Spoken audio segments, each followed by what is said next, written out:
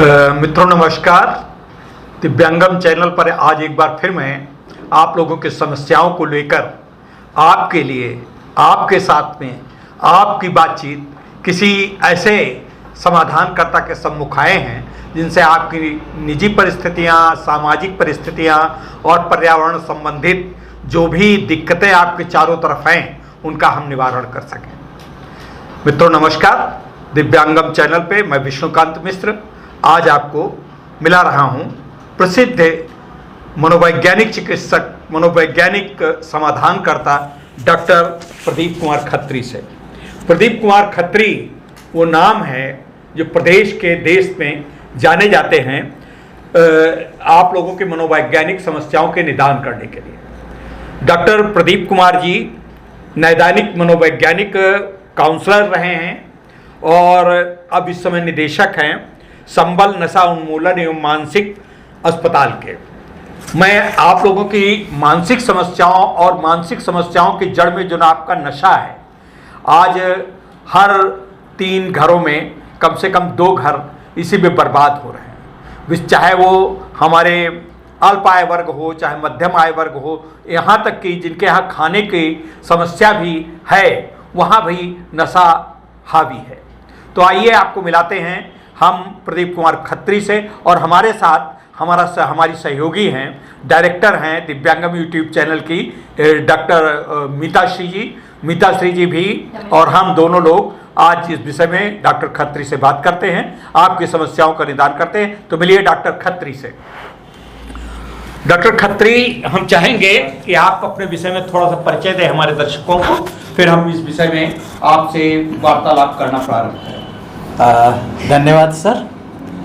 मेरा सौभाग्य है कि आज जो है आपके चैनल पर जो है मुझे अपना कुछ जो अब तक का एक अनुभव रहा है और जो इस मनोवैज्ञानिक क्षेत्र में जो मैंने कुछ काम किया है, कुछ केसेस सॉल्व किए हैं, उनके बारे में आपके साथ जो है मुझे शेयर करने का मौका मिलेगा।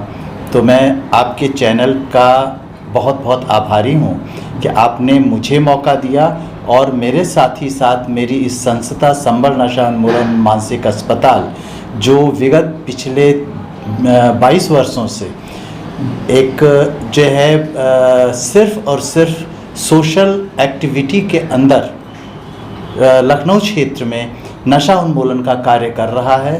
सर एक चीज़ और मैं यहाँ बता दूँ कि ये हमारा जो संस्थान है संबल, ये टोटली हम लोग का अपना व्यक्तिगत वेंचर है, हमारा कोई एनजीओ नहीं है और ना ही हम सरकार से किसी प्रकार का कोई अनुदान प्राप्त करते हैं या अनुदान प्राप्त करने के आकांक्षी हैं।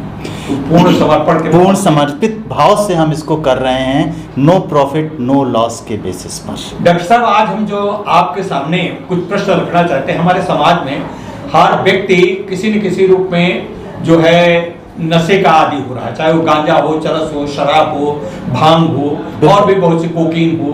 इन सब चीज़ों से बहुत ही लोग प्रताड़ित हैं। युवा, विशेषकर हमारा युवा वर्ग जो है, युवा जो पढ़ने जाते हैं, पढ़ने के बाद वो कहीं अलग भटक जाते हैं। तो इस विषय में आपका क्या दृष्टिकोण है? इसको कैसे हम इसको कम कर सकते हैं?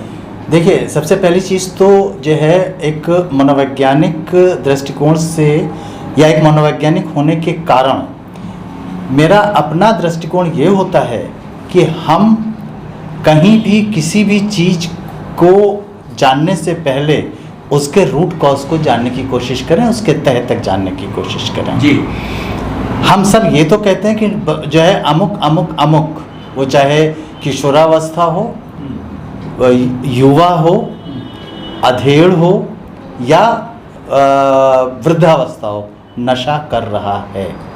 बट नशा कब शुरू किया, क्यों शुरू किया, क्या परिस्थितियां थीं, जब तक हम इस रूट कॉज में नहीं जाएंगे तब तक जो है हम उस चीज़ का निदान नहीं दे सकते हैं। अगर वो निदान होता भी है तो सुपरफिशियल होता है, वो सिर्फ सिम्टोमेटिक होता है। इसको यूँ समझ लीजिए कि आपको आर्थराइटिस की प्रॉब्लम है, गठिया की प्रॉब्लम है, तो आप कभी भी किसी भी बड़े से बड़े ऑर्थोपेडिशियन के पास जाइए, जी। वो सिम्टोमेटिक दवा देगा, दर्द की दवा देगा, फिर कहेगा योगा कीजिए, व्यायाम कीजिए, वॉक कीजिए, इत्यादि इत्यादि। जी। तो हम लोग भी जब नशे से संबंधित चीज़ों की इलाज के लिए आगे बढ़ते हैं तो उसमें जो है सबसे पहले उसके रूट कॉज को जानने की कोशिश करते हैं। जी। ये रूट कॉज जो है वो नशा जो है दो तरीके से लोगों में घर करता है। जी। एक, जब व्यक्ति बहुत ज़्यादा फ्रस्ट्रेटेड होता है, बहुत ज़्यादा जो है परेशान होता है, बहुत ज़्यादा उलझा हुआ होता है, तब करता है। और दूसरा, आज का कुछ ऐसे जॉब अपॉर्चुनिटीज़ हो गए हैं, कुछ ऐसे व्यवसाय हैं जिसको हम कॉरपोरेट्स जो है कल्चर कहते हैं। जी। जी। तो उस कॉरपोरेट कल्चर में ये जो चीज़ है वो एक तरीके से उनके पार्ट एंड पार्सल का भाग हो जाता है। जी।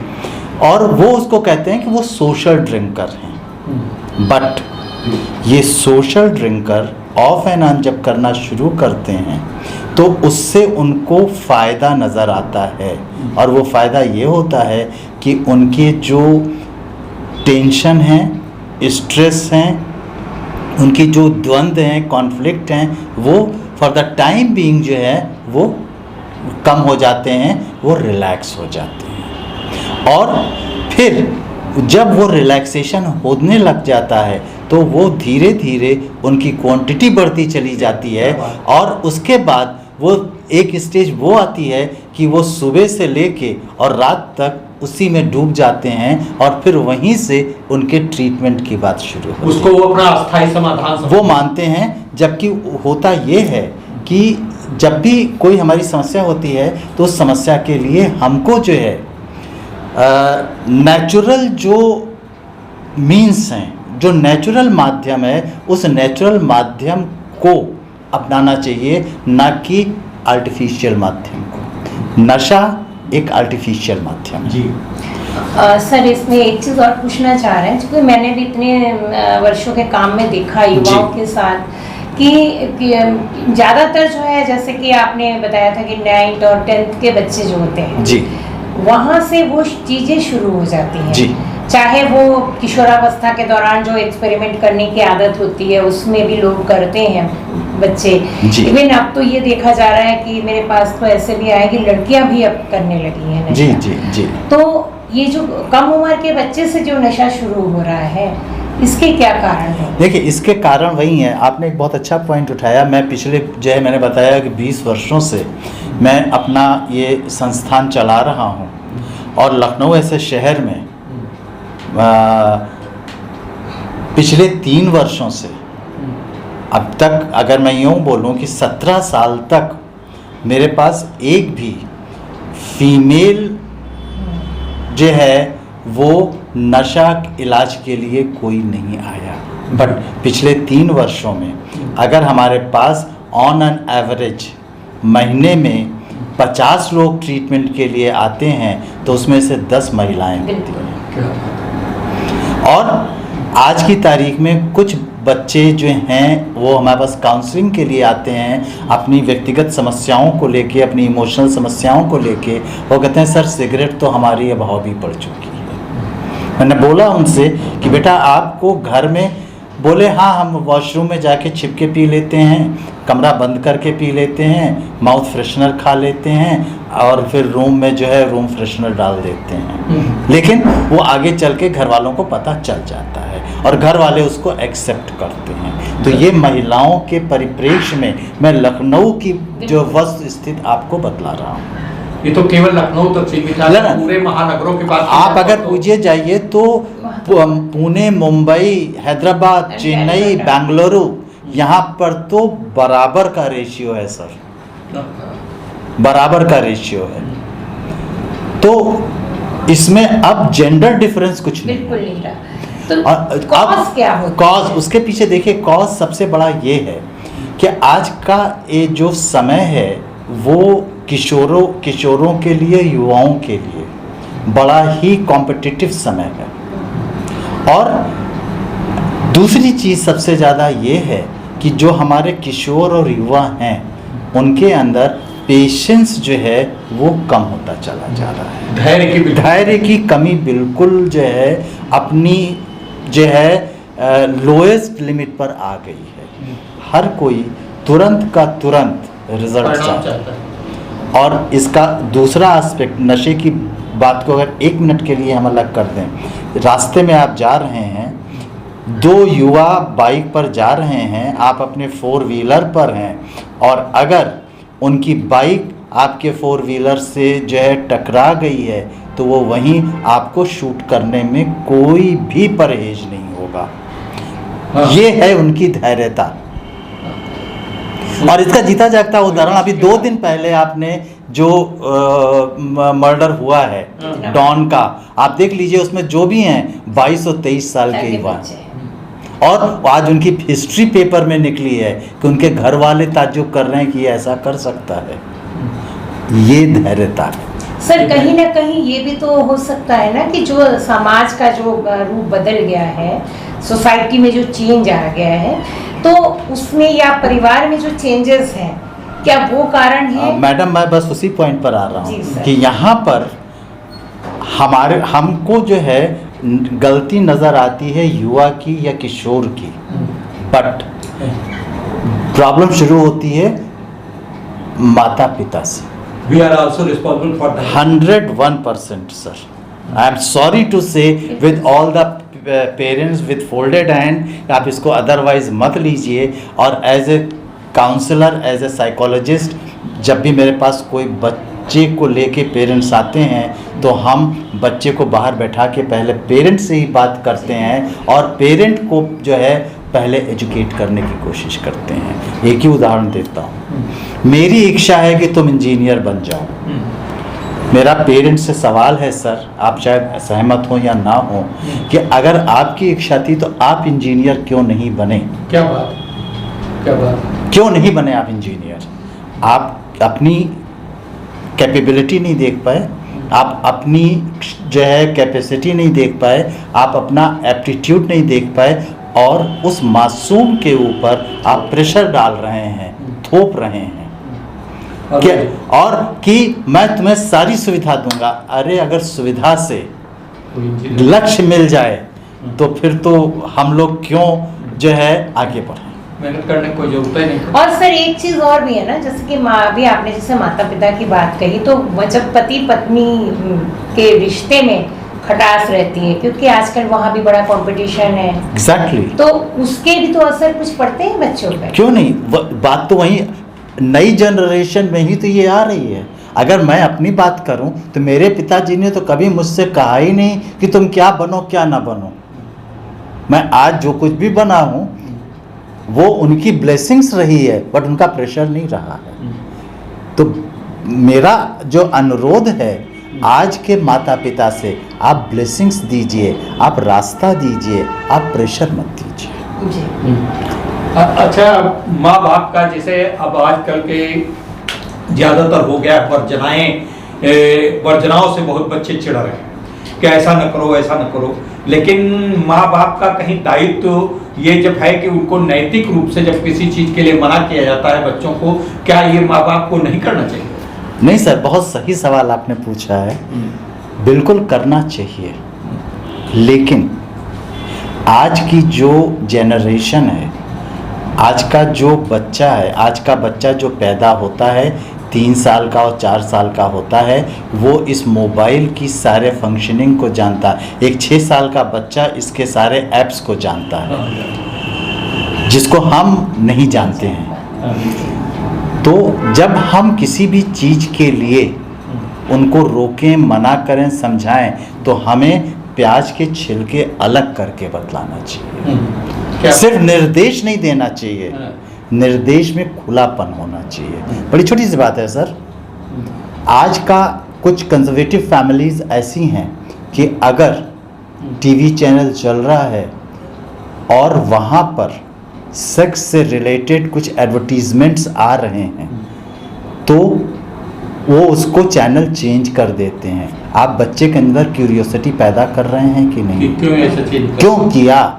अब मोबाइल है, उसमें तो उससे बड़ी चीज़ वो देखते जी। हैं।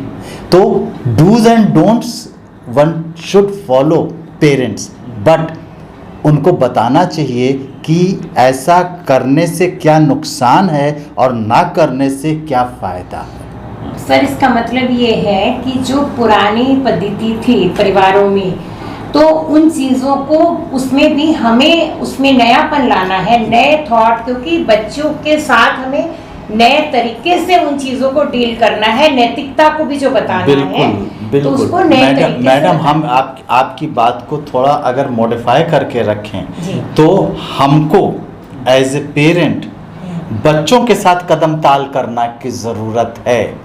मतलब हमें उनके अंदर, मतलब जो इम्पैथी है, जो तदनुभूति है, हमें उनके जूते में अपना पैर जो है फंसा करके उनसे बातचीत करने की कोशिश करनी चाहिए। हमारे तरीके नए होने चाहिए, पुरानी चीज़ों को बस उस तरीके से उनको देना चाहिए। इसीलिए वहाँ पे हम लोग को ये नहीं करना है, दैट्स ऑल।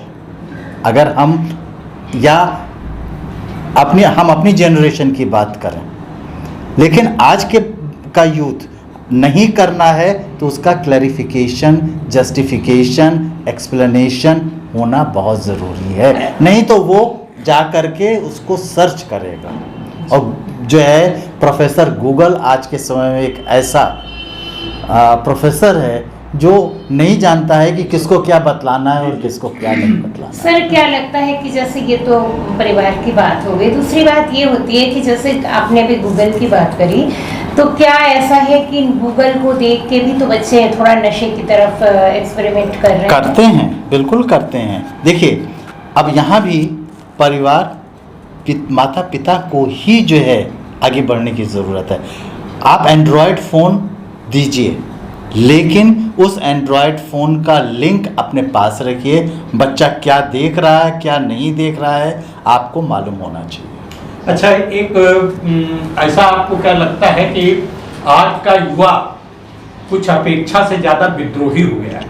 विद्रोही यहाँ तक हो गया है कि वो अपने मन की लाइफ पार्टनर चुनता है, चाहे लड़कियां हो चाहे लड़के हों, और लिव इन रिलेशन में रहने लगता है। और उन लिव इन रिलेशन में रहने के जो अभी विभत्स परिणाम सामने आए हैं कि ये भी एक प्रकार का, मतलब जो ये सेक्सुअल नशा है, ये भी क्या उस कोर्ट में आ सकता है? ये देखिए सर, इसको हम जो है मनोवैज्ञानिक होने के नाते हम इसको ये कहते हैं कि ये हमारी सेक्सुअल परवर्जन है। ये एक तरीके का इलनेस है। यस, क्यों? भी बीमारी है। हाँ है, लेकिन एक बहुत बड़ा जो हम कहें हमारे समाज में जो बहुत बड़ा एक ड्रॉबैक है, एक स्टिग्मा है कि आज की तारीख में समाज के लोग, माता पिता दुनिया के हर स्पेशलिस्ट के पास चले जाएंगे, लेकिन मनोवैज्ञानिक और मनोचिकित्सक के पास आने में उनको हिचक है कि वो तो पागल का लेवल लगेगा। अभी भी वो टैबू है, बहुत बड़ा है। और इसीलिए जो शुरुआती चीज़ें होती है, जो आपने इसकी बात कही, जिस समय ये ऐसा होता है, इसमें कितने सुसाइड्स होते हैं जी, कितने केसेस अभी भी हैं। श्रद्धा जैसे बहुत सारे केसेस हैं, निर्भया जैसे बहुत सारे केसेस हैं, लेकिन तब भी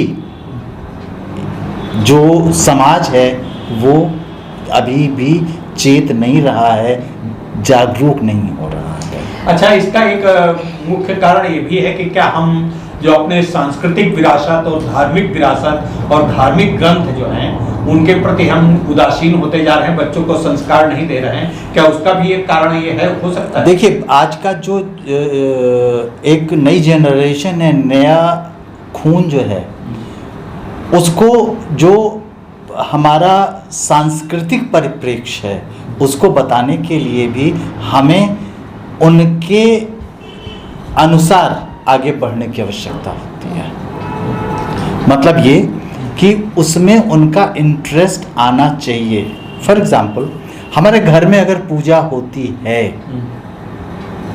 बहुत से ऐसे भी परिवार हैं जहाँ पर कि मूर्तियाँ रखी हैं बट डस्ट है उनके ऊपर, वो जो है अगरबत्ती भी नहीं जलती है।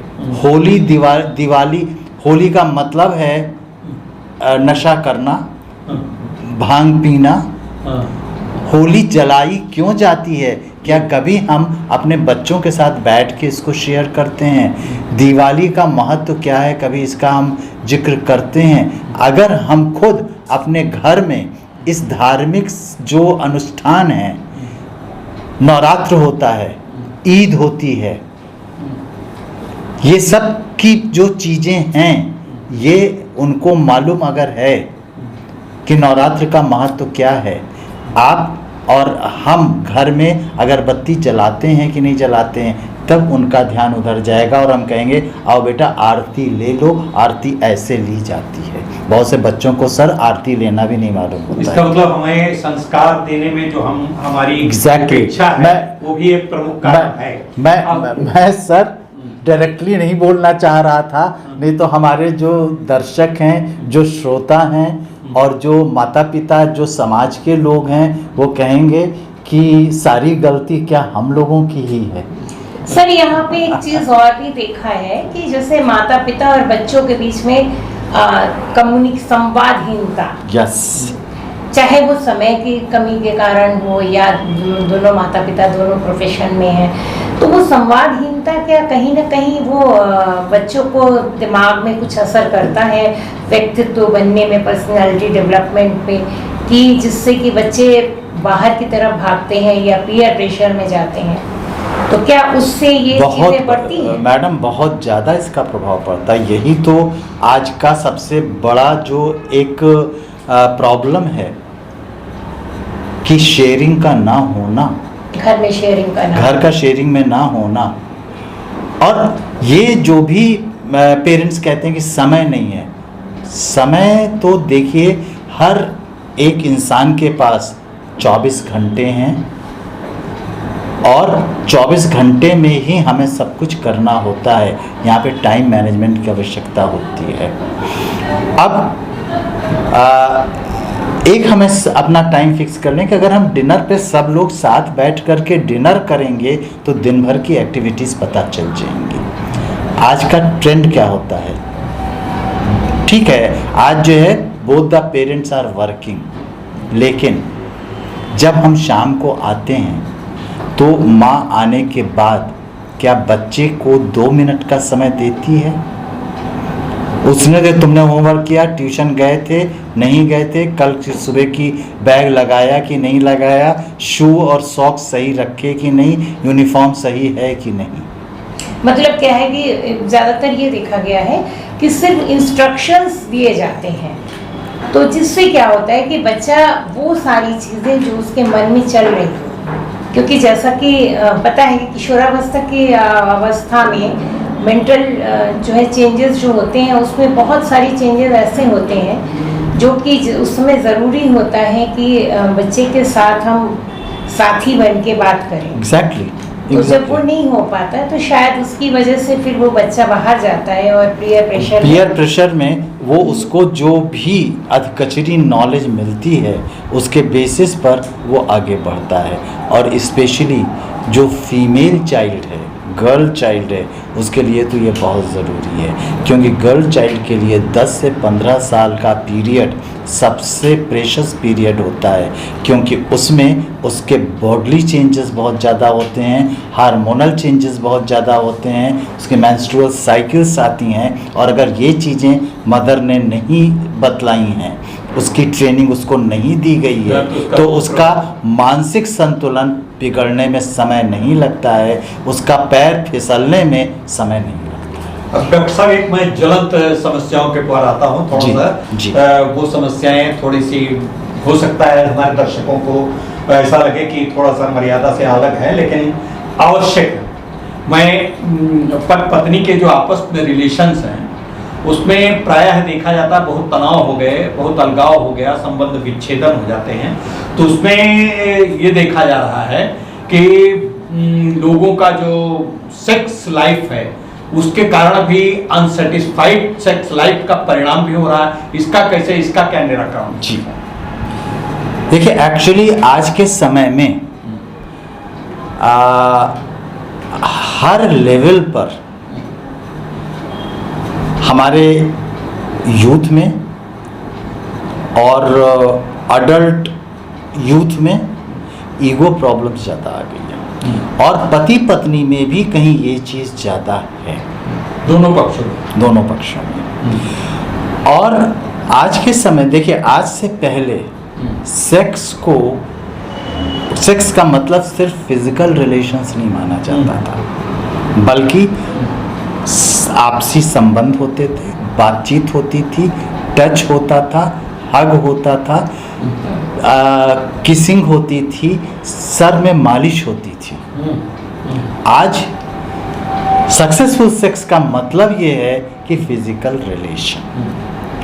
मेरे पास बहुत से ऐसे केसेस आए हैं सर, बहुत से ऐसे केसेस आए हैं सर कि जो है सेक्स का मतलब ये है कि दूसरा आपका जो पार्टनर है वो मेंटली प्रिपेयर है या नहीं है, हमको ज़रूरत है, हम अपनी ज़रूरत पूरी कर लें, that's all, it is not the sex.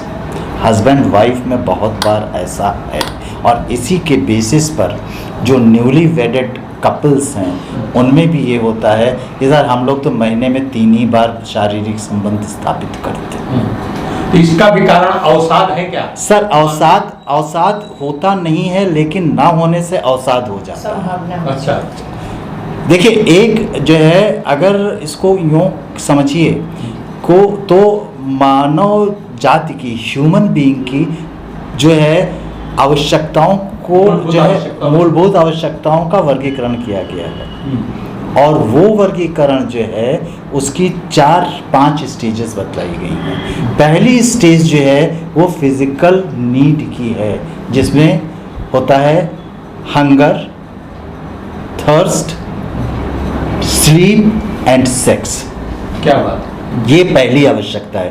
दूसरी आवश्यकता है सुरक्षा की।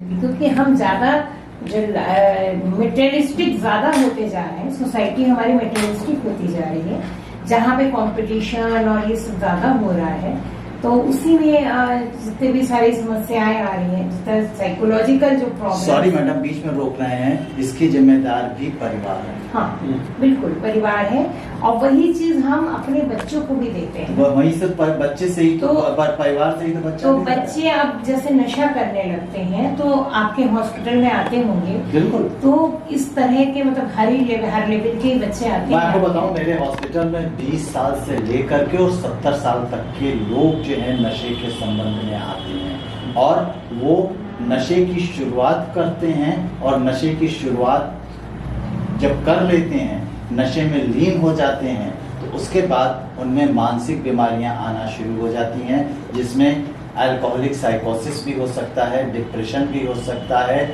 उनमें जो है इसके अलावा कंसंट्रेशन की कमी भी हो सकती है, एकदम बुद्ध हो जाते हैं, लोनलीनेस हो जाती है, एम्प्टीनेस हो जाती है, विभिन्न प्रकार की बीमारियां जो हैं। अगर हमारे दर्शकों की तरफ से हम आपसे ये पूछें कि जो नशे में पूरी तरीके से लिप्त है, अभ्यस्त है, उससे क्या नशा छुड़ाया जाता, उन्मूलन उसका किया जा सकता? देखिए सर, यहाँ पे जो है हम जब नशे का इलाज करते हैं, मैं थोड़ा सा जो है आपके दर्शकों को वो प्रोसेस भी बता दूं कि नशे का इलाज जो है वो 3 टियर में होता है।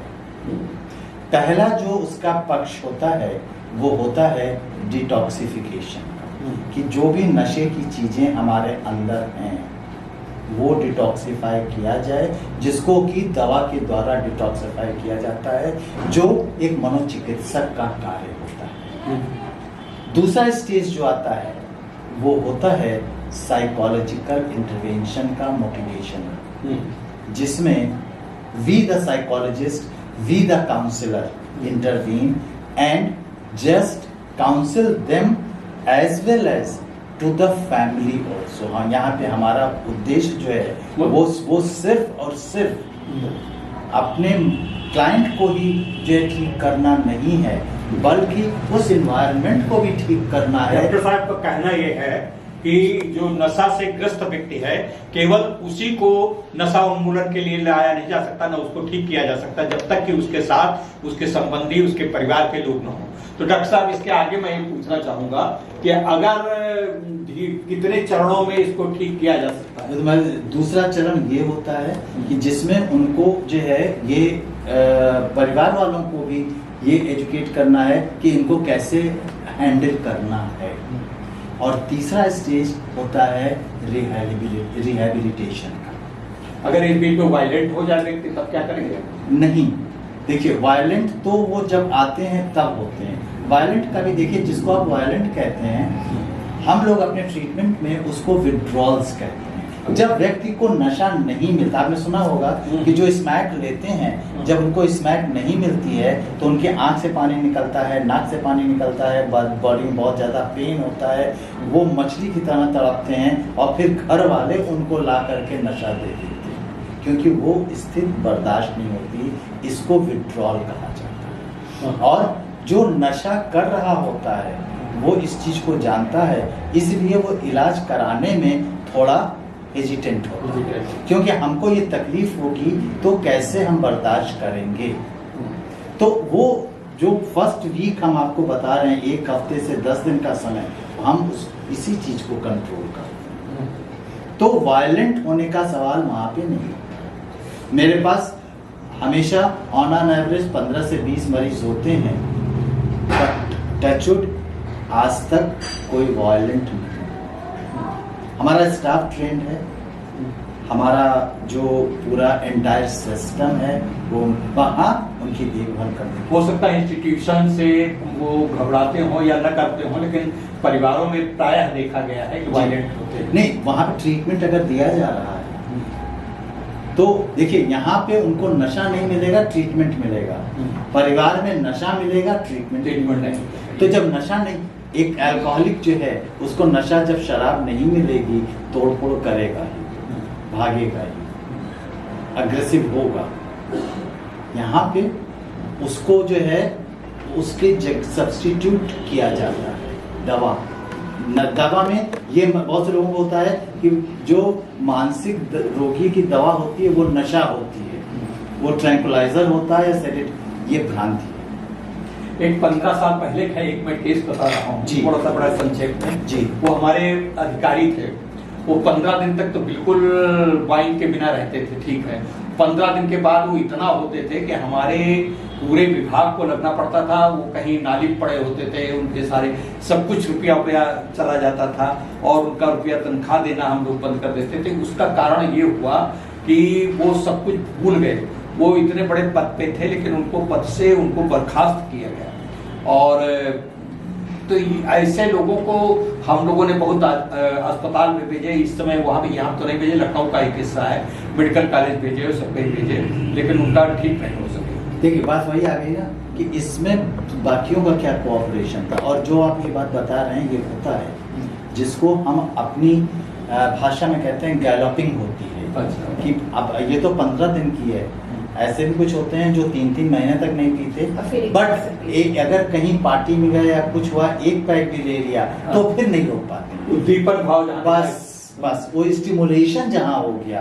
तो जो बात मैंने बोली कि परिवार का इन्वायरमेंट का इम्पैक्ट जरूरी है, परिवार को एजुकेट करना जरूरी है। आपने जो एग्जाम्पल दिया, उनकी अगर हिस्ट्री में देखी, उनकी प्रिंसिपल पत्नी थी, उनसे बस बात बताते हैं। देखिए, कोई भी चीज मैंने बोला कि अगर सब मिलकर, देखिए जो नशे का इलाज है सर, उसमें एक व्यक्ति इलाज नहीं कर सकता है, ये एक ज्वाइंट एफर्ट होता है। इसमें साइकियाट्रिस्ट, साइकोलॉजिस्ट, ये आपका जो है साइकियाट्रिक नर्सिंग, परिवार, ये यूनिट होती है। और ये यूनिटी ही मिल करके उसको जो है, अगर मैं ये कहूँ कि मैं as a psychologist, as a counsellor, आप किसी नशे वाले को ले आइए हम नहीं कर सकते हैं, क्योंकि जब तक वो मेंटली स्टेबल नहीं होगा, मानसिक रूप से स्थिर नहीं होगा, वो हमारी बात को सुनेगा, हमारी थेरेपी मिलेगा। सर अच्छा, मैं ये पूछूंगा कि हम करीब करीब अंतिम चरण में पहुंच रहे हैं, तो संबल ये नशा उन्मूलन केंद्र में हमारे दर्शकों को डॉक्टर साहब आप बताएं कि वो कैसे आपके पास आए, कैसे अप्रोच करें, बाहर से भी लोग आ सकते हैं, क्या यहाँ पे आकर के उनको आवास या रहने की सुविधा मिलती है, किस तरीके से आए, उनका कैसे इलाज होता है, कितना खर्चा होगा, ये सब कुछ थोड़ा सा व्यापक विस्तार से बताएं। जी देखिए सर, बेसिक चीज ये है कि हमारे पास मरीज लखनऊ के तो हैं ही हैं, नेपाल तक से आते हैं जी, बाहर से भी आते हैं, बरेली से, बनारस से, इलाहाबाद से, बहराइच से, गोंडा से, बस्ती से, फैजाबाद से, बाराबंकी आते हैं। नशे के ट्रीटमेंट में एक सबसे महत्वपूर्ण और जो है ज़रूरी चीज़ है कि हम इसमें सिर्फ और सिर्फ मरीज को रखते हैं जी। अगर बहुत सीरियस कंडीशन है तब हम फैमिली के अटेंडेंट किसी को रखते हैं। उसके पीछे रीज़न ये है क्योंकि अगर अटेंडेंट रहेंगे तो उनकी जो थोड़ी क्रेविंग की स्थिति होगी वो उसको शायद ना समझ पाए, ना देख पाए। दूसरी चीज़, जनरल हॉस्पिटल और नशा उन्मूलन में बेसिक डिफरेंस ये भी होता है। उनके लिए वो कहीं से भी, जैसे हमारे नेपाल के भी मरीज होते हैं तो वो फ़ोन पे बराबर हमारे संपर्क में रहते हैं, फ़ोन पे हालचाल दे सकते हैं, उनको यहाँ रुकने की ज़रूरत नहीं होती। अगर वो चाहें तो शुरू के 4 दिन अपने इंतज़ाम पर रुकें, हम अस्पताल की तरफ से रुकने का कोई अरेंजमेंट, हमारे पास सिर्फ और सिर्फ मरीज़ के रुकने का पूरा अरेंजमेंट होता है। नंबर 1। नंबर 2, यहाँ पर हम मरीज़ के मॉर्निंग बेड टी से ले करके और डिनर तक की सारी सुविधा अस्पताल में उपलब्ध है उनकी पूरी, क्योंकि एक जो नशे का मरीज होता है उसकी पूरी रूटीन डिस्टर्ब होती है जी। उसका सुबेरा जो है वो 1 बजे होता है और रात जो है वो सुबह 4 बजे होती है। तो यहाँ पे उनको मालूम होना, ये सिखाते हैं कि सुबह 6:30 बजे उठना है, ब्रश करना है और बेड टी पीनी है। उसके बाद आपको नहाना है, धोना है, फिर हमारा योगा टीचर आता है, योगा करना है, फिर आपको नाश्ता जो है कर दिया जाएगा। डाइनिंग टेबल है, आपको टेबल मैनर्स आना चाहिए, आप वहाँ बैठेंगे, हमारा स्टाफ आपको नाश्ता देगा। नाश्ते में रोज़ का रोज़ मेनू अलग होता है, लंच का मेनू अलग होता है, शाम की चाय नाश्ते का मेनू अलग होता है और डिनर का मेनू अलग होता है। हमारा स्टाफ उनको, जो शुरू में पेशेंट आते हैं, विड्रॉल में होते हैं, नहीं खा सकते, हमारा स्टाफ उनको खिलाता है। और इसके साथ उनको जो दवा है, हमारे पास 24 घंटे डॉक्टर, हमारे साइकियाट्रिस्ट जो हैं दिन में 1 बार आके राउंड करते हैं। बाकी जो हमारा जो ड्यूटी डॉक्टर है वो राउंड द क्लॉक होता है। मॉर्निंग से दोपहर तक एक डॉक्टर होता है, दोपहर से रात में दूसरा डॉक्टर होता है, रात से सुबह तक जो है तीसरा डॉक्टर होता है। हमारा स्टाफ दिन में, हमारे जो नर्सिंग स्टाफ है, वार्ड बॉयज़ हैं, वो अलग होते हैं, रात के अलग होते हैं। फीमेल वार्ड हमारा अलग है, फीमेल स्टाफ हमारा अलग है।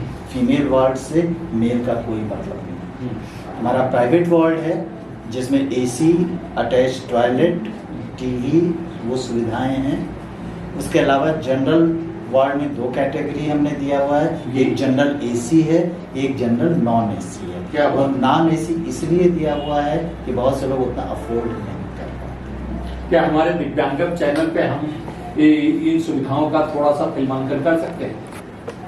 आप जो है बस फोटोग्राफ्स ले लें, बस आप फोटोग्राफ्स ले सकते हैं, बट मरीजों के फोटोग्राफ्स बाहर से।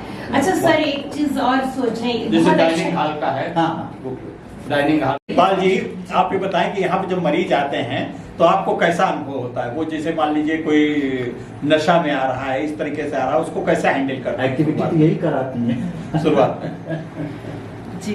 कोई दिक्कत परेशानी आती है आपको? कैसा फील करती हो तुम? ये ऑन है। जैसे फर्स्ट डे जब कोई एडमिट होता है, जैसे कि साइकेट्रिक पेशेंट होते हैं, कभी कभार बहुत ज़्यादा एग्रेसिव हो जाते हैं, तो उनको हैंडल करना थोड़ा सा मुश्किल हो जाता है, बट स्टाफ हमारा इतना कोऑपरेटिव है कि सारी चीज़ें इजीली हैंडल हो जाती हैं।